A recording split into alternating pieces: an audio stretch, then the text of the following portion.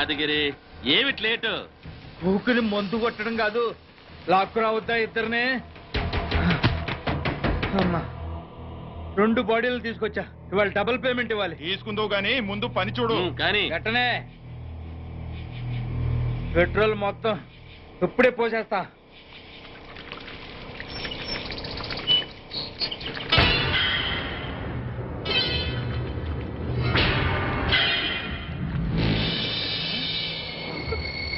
నువ్వు వీళ్ళు చావలా?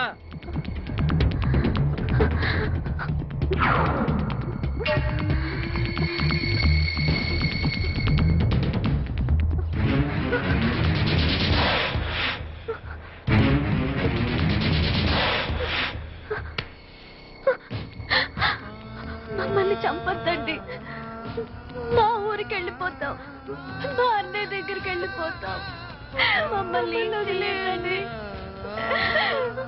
మీకు దండం పెడతాను, మమ్మల్ని వదిలేయండి.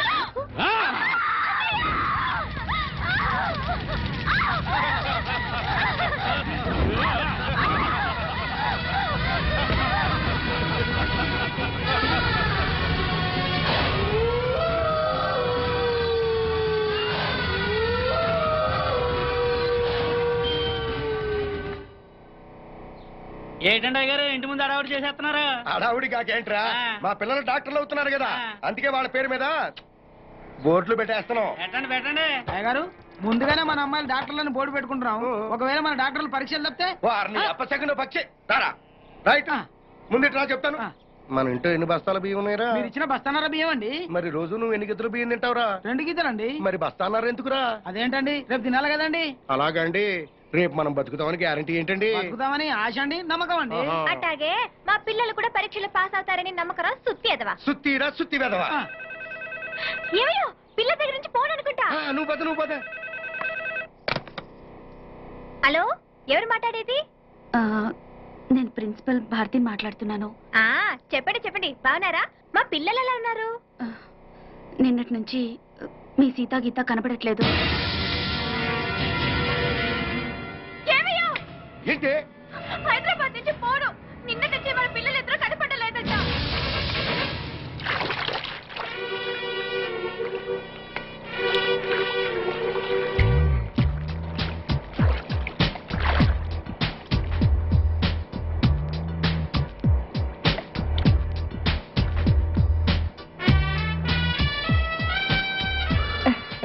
మన విషయం మీ నాన్నగారికి చెప్తే ఏమన్నారు?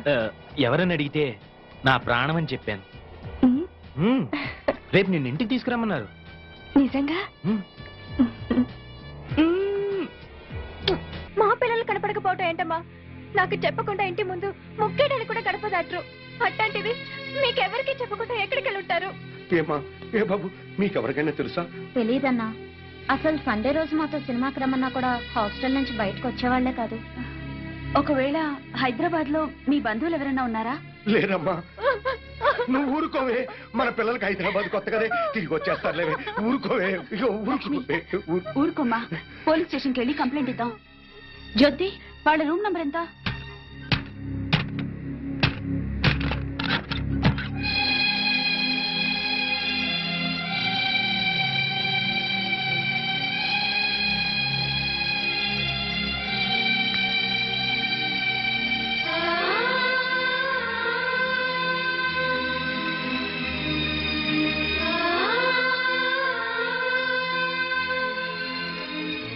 వీళ్ళిద్దరికి బయట కాలేజ్ ఫ్రెండ్స్ ఎవరైనా ఉన్నారా? లేరు మేడం.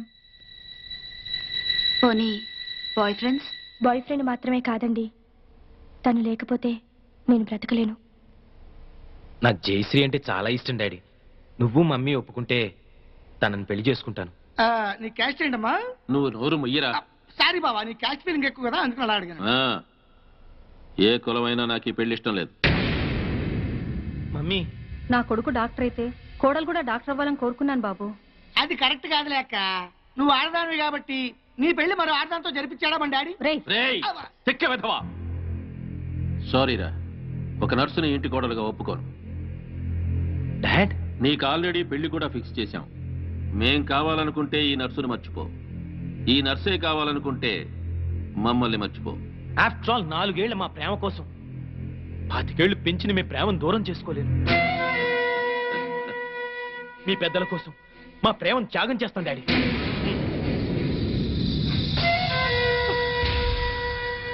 ఎస్ జయ, మనకు ప్రేమించే మనసే కాదు, త్యాగం చేసే గుండె కూడా ఉందని రుజువు చేద్దాం. కన్నీళ్ళ కమ్ డార్లింగ్, పెద్దల కోసం విడిపోయి గిన్నిస్ బుక్ లోకి ఎక్కుదాం. విడిపోయి అంటే త్యాగకుండా నీకు ఉండొచ్చు కానీ నీ మూలంగా 10 సార్లు అవర్షం చేసుకుని నాకు లేదు. అది కాదు జయ. తిరిగితే కడుపు కాక కర్ర వస్తుందేటమ్మా. అంకుల్, మేము విడిపోతున్నాం కదా అని చెప్పేసి మా ప్రేమను చీప్ గా చూడకండి. ఎట్టి పరిస్థితుల్లోనూ మనం విడిపో. నిన్ను విడిచిపెట్టడం అంటూ జరిగేది నేను చచ్చాకని గుర్తుంచుకో.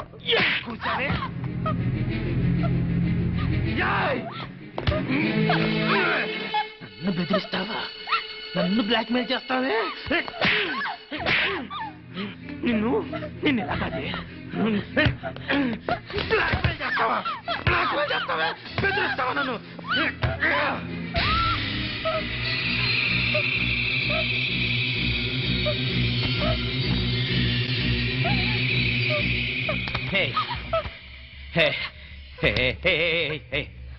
నన్ను ఇంతగా ప్రేమించేదానివి నన్ను ఇరిటేట్ చేస్తావా? అర్థం చేసుకోవాలి. ఐ సీరియస్లీ లవ్ యూ రా. ఆడది పబ్లిక్ గా ఇద్దరు మొగుళ్ళు మెయింటైన్ చేయడం చాలా కష్టం గాని మగాడు ఇద్దరు పెళ్ళాలను మెయింటైన్ చేయడం చాలా ఈజీ అని నీకు తెలీదా? పిచ్చిదనా, లే లే. డోంట్ వరీ డార్లింగ్, నా కన్నవాళ్ళ కోసం వాళ్ళు చూసిన సంబంధం చేసుకుంటా. మన ప్రేమ కోసం నిన్ను చేసుకుంటా. ఓకే? నువ్వు నన్ను పెళ్లి చేసుకోవటం ఏంట్రా? నేను నిన్ను ఊరికమ్మ ఎక్కిస్తా. డాడీ, పాండు, ఆయన చెల్లెళ్ళు మిస్ అయిపోయారు. కంప్లైంట్ రాసుకోండి సార్. మా పిల్లలు ఆకలికి అసలు ఉండలేరండి. అలాగని గుక్కడి మంచినీళ్ళు కూడా ఎవరిని అడగరు సార్. మీ అమ్మ అన్న తింట మానేసింది. 2 రోజులుగా మంచం పట్టిందని ప్రకటన ఇప్పించండి సార్. ఎక్కడ ఉన్న పిల్లలు పరిగెత్తుకుంటూ వచ్చేస్తారు. ఓకే ఓకే, మీరెవరో కంగారు పడకండి. అన్ని స్టేషన్స్ కి ఇన్ఫార్మ్ చేసి ఎంక్వైరీ చేయిస్తాను. రఘు. Yes sir.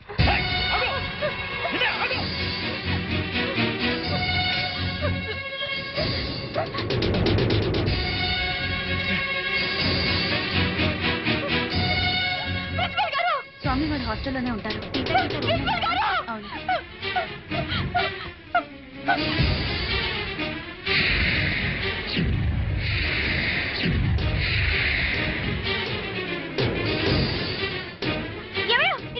ఏమిటి కనుక అక్కడ చూడ ఎంతమంది జనం ఉన్నారు. పిల్లలు వచ్చారేమో. వెళ్ళి చూద్దాం పద. వెళదాం. తప్పను.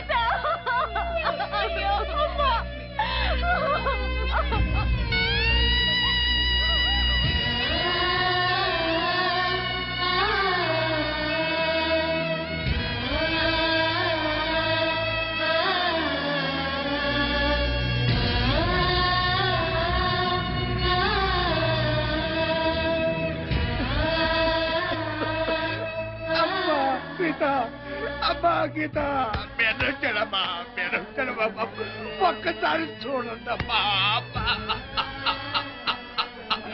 అయ్యో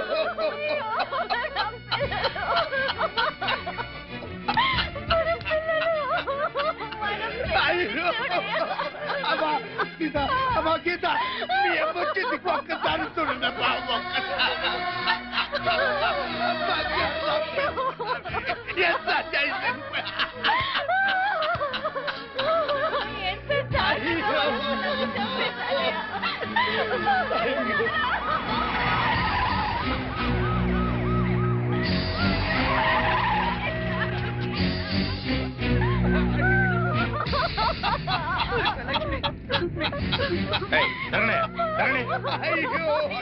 అయ్యా చూడండి అయ్యా చూడండి అయ్యా ఎంత ఘోరం జరిగిపోయిందో చూడండి అయ్యా తప్పండి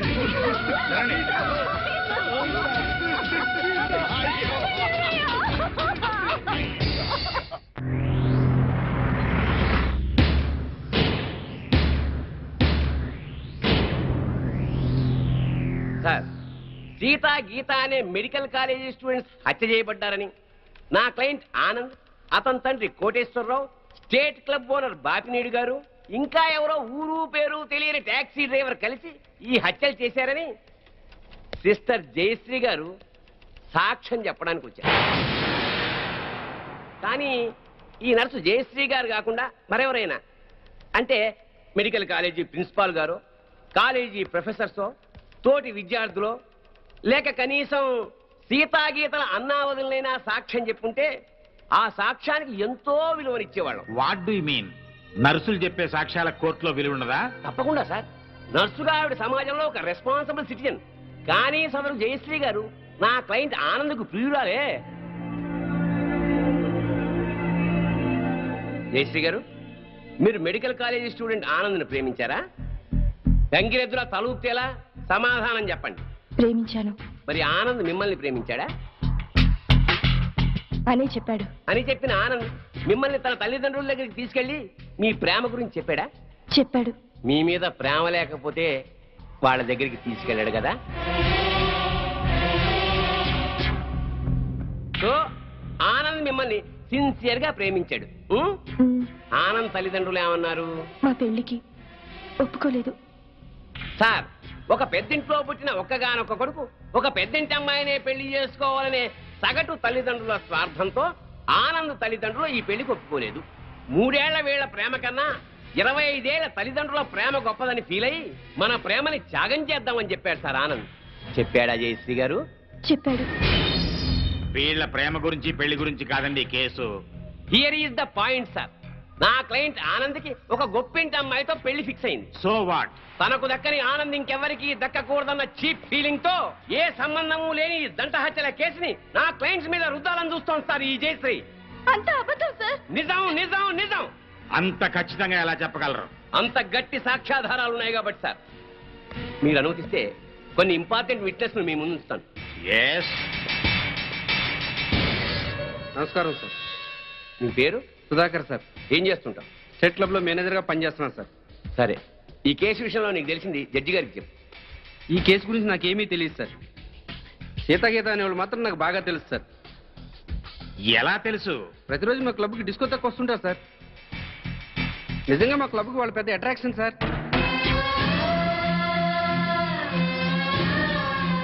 నిన్న సాయంత్రం కూడా చాలా అందంగా తయారై మా క్లబ్లో ఉన్న డిస్కోకి వచ్చారు సార్. Are you sure? వాళ్ళతో మాట్లాడాను సార్. వాళ్ళు మినీ డ్రెస్ వేసుకుని డ్యాన్స్ చేస్తుంటే ఏం అప్లై వచ్చిందో తెలుసా సార్? నిన్న సాయంత్రం కూడా క్లబ్కి వచ్చిన అమ్మాయిలు 4 రోజుల క్రితమే హత్య చేయబడ్డారని, వాళ్ళ శవాల్ని గుర్తుపట్టడానికి కూడా వీలు లేకుండా కాల్ చేశారని నా క్లయింట్స్ మీద కేసు పెట్టడం హాస్యాస్పదం sir. No no no no no.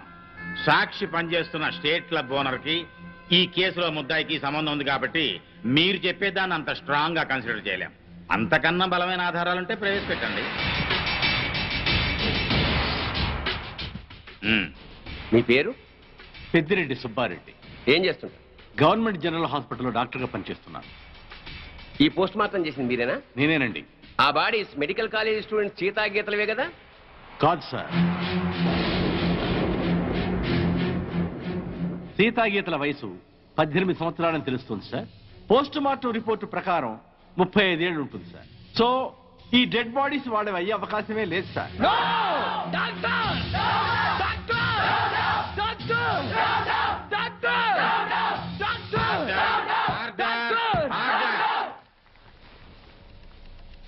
ఒక గవర్నమెంట్ డాక్టర్ ఇచ్చిన పోస్ట్ మార్టం రిపోర్ట్ ఈ కేసులో బలమైన సాక్ష్యంగా భావిస్తున్నాను సార్. పరిశీలించండి.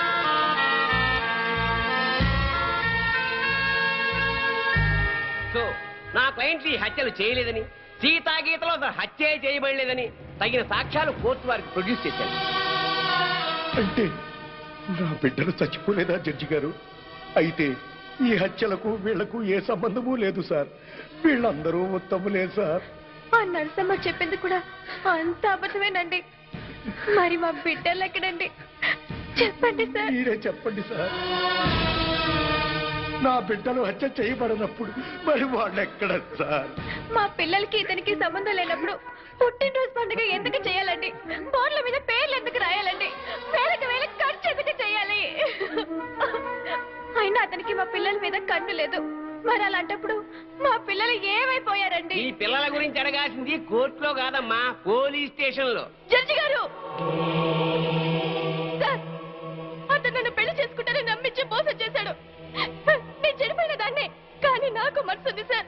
నా మాట నమ్మండి సార్. ఈ దుర్మార్గులే సార్ సీత గీతలు చెప్పేశారు. అది దారుణంగా చెప్పేశారు సార్. 4 ముక్కలు ఎమోషనల్ గా మాట్లాడి 4 చుక్కలు కన్నీళ్లు కాచేస్తేనే అన్యాయం న్యాయమైపోదమ్మా. కోర్టుకు కావాల్సింది సాక్ష్యాలు, కన్నీళ్లు కావు. కన్నీళ్లు కాచేస్తేనే నిజాలైపోతే మా వాళ్ళు గారుస్తారు కన్నీళ్ళు. చెప్పండి అయ్యా. చాలు. ఈ కేసులో పోస్ట్ మార్టం రిపోర్ట్ ని బలమైన సాక్ష్యంగా పరిగణించి బెనిఫిట్ ఆఫ్ డౌట్ కింద నిందితుల్ని నిర్దోషులుగా విడుదల చేయటమైంది. అలాగే సీతా గీత ఎక్కడున్నారో వెంటనే వెతికి పట్టుకోవాల్సిందిగా పోలీస్ డిపార్ట్మెంట్ కి ఆదేశాలు జారీ చేయటమైంది. లేదు